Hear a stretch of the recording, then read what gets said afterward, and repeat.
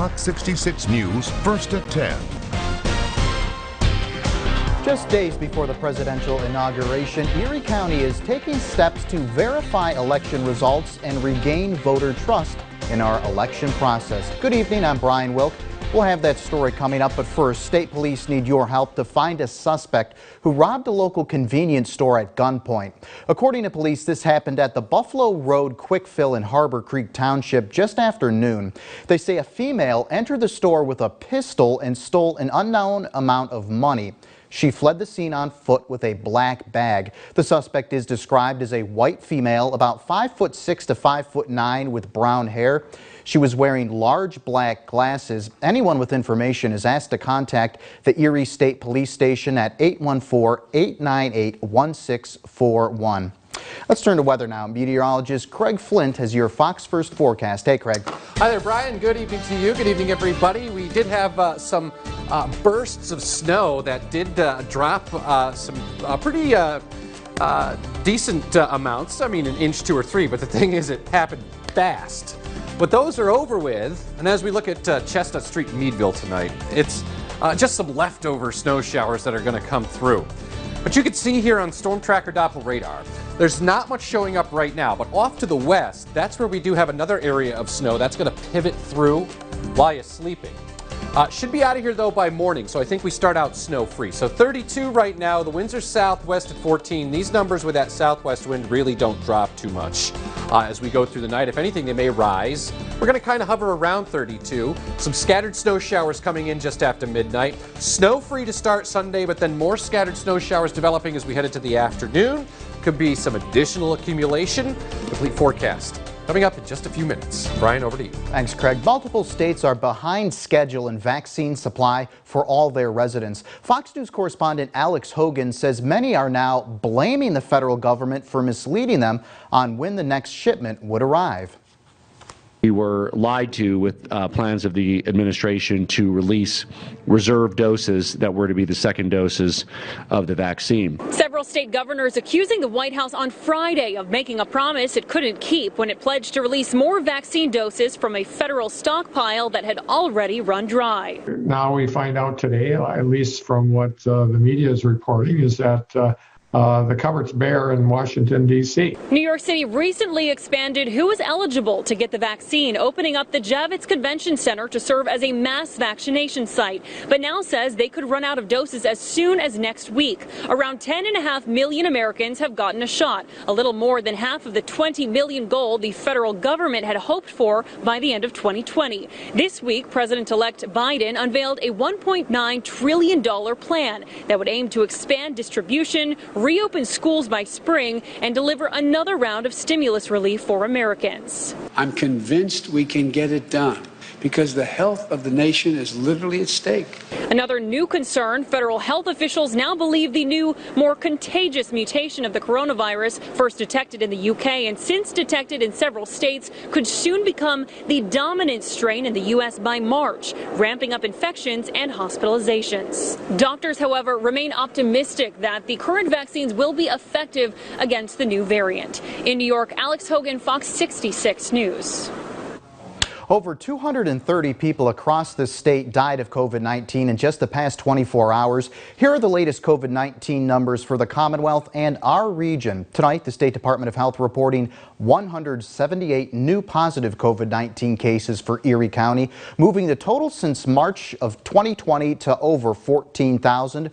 Crawford County, 30 new cases. Warren County, 6. Ashtabula County, 26. Chautauqua County remains at 5,424.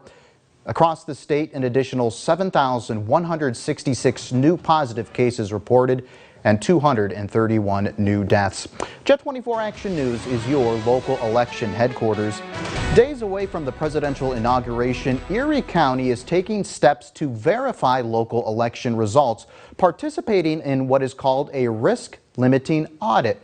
With the help from a team provided by the Commonwealth, the risk-limiting audit will re-examine Erie County mail-in ballots cast for the November election. Those ballots will be double-checked against the recorded results. Today, the team began the process at 9 a.m. It is designed to help voters regain trust in our election process.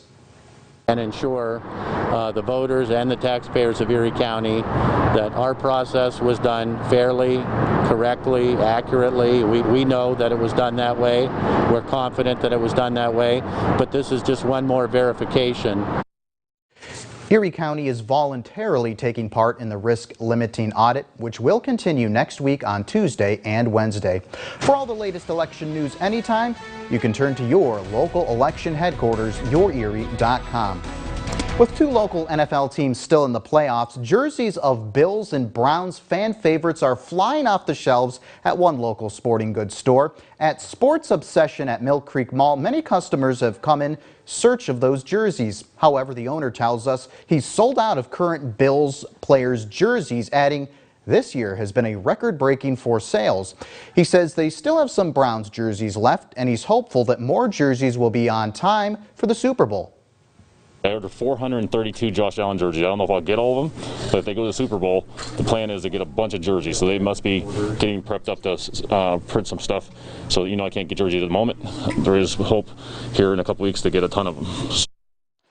Several fans in the store say they are excited about tonight's Bills game as they are currently taking on the Ravens, and tomorrow's big game as the Browns take on the Kansas City Chiefs. As the pandemic continues, physical and mental fitness is a concern for many. Especially for some young adults, staying active is important, which is why a local Taekwondo gym is staying positive and providing new ways to help students. Fox 66's Julia Hazel has the story. Perfecting a roundhouse kick might be the goal for some students, but for this local gym, it's all about achieving a better lifestyle. Barbara Israelson describes how Parks Taekwondo Academy has improved her life during the pandemic. It's actually been a really big relief. I was laid off in July, so my classes give me a structure to my week and keep me active and give me a little bit of socialization. For some, Parks Taekwondo Academy is a place that feels like home. They're like my family to me, so it's like physically when I don't see them, it's really hard. Taekwondo is not only a great workout, but according to some students, it's a great way to boost self-confidence. Headmaster Justin Lazars explains how his students have benefited from classes. I feel like being able to go out and kind of just like exercise and like just see some of their friends that they don't normally get to see a whole lot, and just being able to kind of just burn out that energy and that kick. I feel like that's it really helps their motivation and their mental state. The art of Taekwondo provides the confidence and strength the students need to reach their goals of being the best they can be in life. Julia Hazel, Fox 66 News. A concerning arrest for police ahead of next week's inauguration. I'm Mike Tobin in the Capitol. Details coming up. Plus, collector's item. The sports trading card industry is booming since the pandemic. We checked on two local stores to see how they're doing. And a bear of a good time. These big guys are making the most of their winter wonderland.